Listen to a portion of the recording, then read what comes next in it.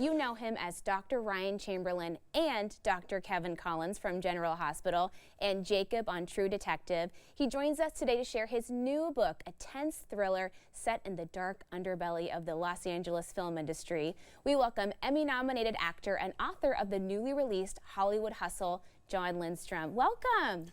Thank you. Thank you very much. I feel like I was just here. You were. So thanks for coming back to the afternoon session.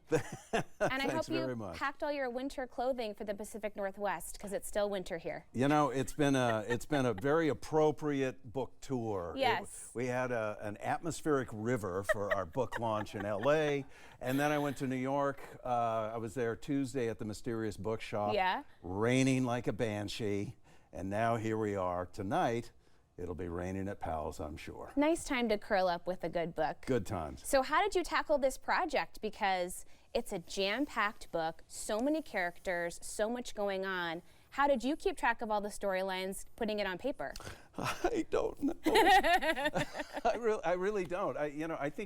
I think all the things that I've done before just sort of prepared me for this. It brought me to this point. I started as an actor. I love movies. I started writing movies. I started narrating audiobooks. I think all those things helped me understand character and motivation and structure and how chaptering works and how cliffhangers work.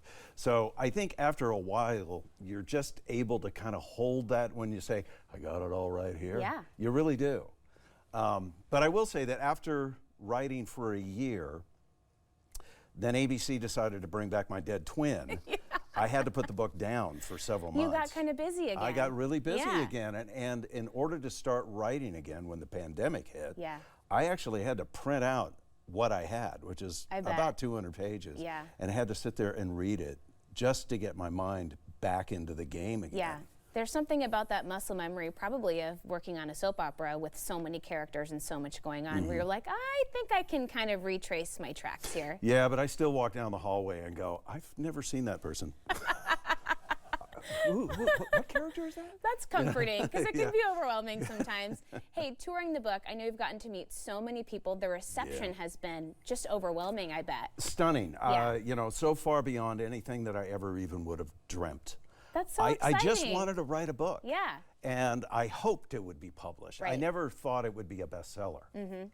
And when my agent called me crying that we had a bestseller on our hands, I mean, I had to hang up the phone and cry myself. That's pretty cool. I couldn't believe it. It is a huge accomplishment just to get published. It is just to get published, but to know that so many people have read the book and have really enjoyed the story of Winston Green and all of his problems has been really gratifying. I mean, one of the things I wanted to do is kind of pull back the curtain on what it's like to be a workaday Hollywood professional.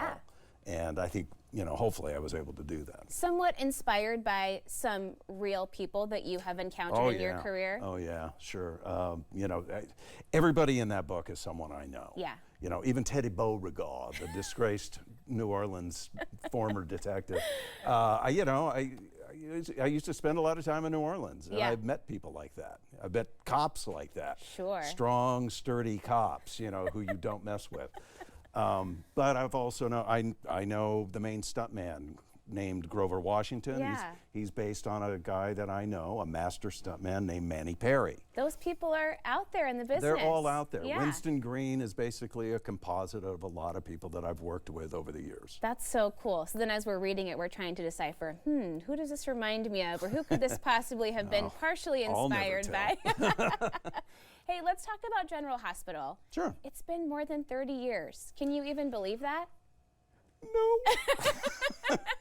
No, that's another one I can't believe. It's been, that show has been such a wonderful ride. I mean, I have left and come back and left and come back several times now. And for some reason, they don't get tired of me. No. I get tired of me, they but won't let you go. They won't let me out of the building. They literally brought you back from the dead. They did. You're one of those people. Yeah, but you have these two iconic, I think, soap opera moments of playing your own twin, and then having one of those twins be killed off, but then come back to the show. Yeah. That's pretty cool. Yeah, we hear about that a lot. I was on a movie shoot once, actually, and the actor Chris Cooper asked me, John, how many pages do you do in a day? And I said, well, You know, nowadays, if you're really cranking in a story, maybe 20 or so.